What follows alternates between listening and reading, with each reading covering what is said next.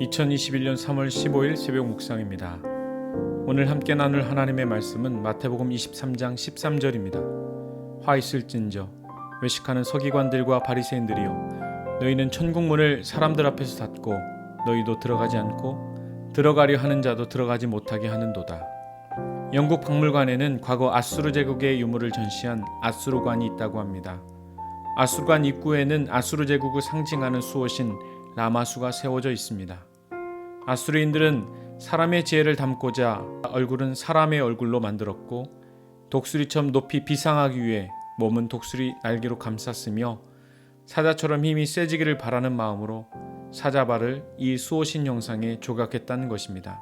그런데 생각해 볼 것은 세상의 모든 불행의 시작은 하나님의 창조 질서를 변제시키는 데부터 시작됨을 알 수 있습니다. 사람과 독수리 그리고 사자는 하나가 될 수 없습니다.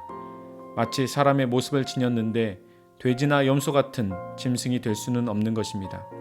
이처럼 그리스도인은 그리스도의 형상을 담는 자가 되어야 할 것입니다. 오늘 본문은 예수님께서 외식하는 서기관들과 바리새인들을 향해 대단히 책망하시는 내용입니다. 예수님께서 서기관과 바리새인들에게 말씀하시기를 너희에게 화가 있을 것이다 라고 직설적으로 말씀했습니다. 그러면서 하시는 말씀은 외식하는 바리새인들과 서기관들은 마치 천국에 들어가려는 사람들이 줄을 서고 있는데 천국 문을 닫아버렸고, 그로 인해서 스스로 천국에 들어갈 수 없게 되었으며, 들어가려고 준비하고 있던 사람들마저 들어가지 못하도록 회방한 큰 죄가 있기에 화가 있다는 것입니다. 또한 저들은 옳은 말은 하지만 정작 그 말대로 살아가지 않고 오히려 사람들에게 무거운 짐만 지울 뿐 본이 되지 못했다는 것입니다. 그래서 예수님은 제자들에게 너희는 그들의 말을 지키되 행위는 본받지 말라고 말씀하신 것입니다.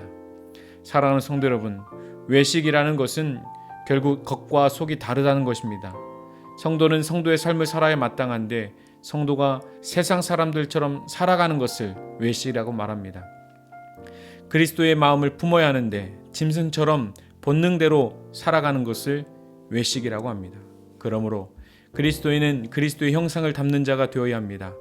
사도 바울은 갈라디아서 4장 19절 말씀을 통해 나의 자녀들아 너희 속에 그리스도의 형상을 이루기까지 다시 너희를 위하여 해산하는 수고를 하노니 라며 성도는 그리스도의 형상을 닮아야 함을 당부하고 있습니다. 그러므로 성도가 감당해야 할 결단은 우리 안에 남아있는 외식, 즉 옛사람을 벗어버리고 본능과 감정으로 살아가는 짐승과 같은 형상을 십자가에 못 박고 그리스도의 형상을 회복하는 일일 것입니다. 얼굴은 사람인데 마음이 짐승일 수는 없습니다.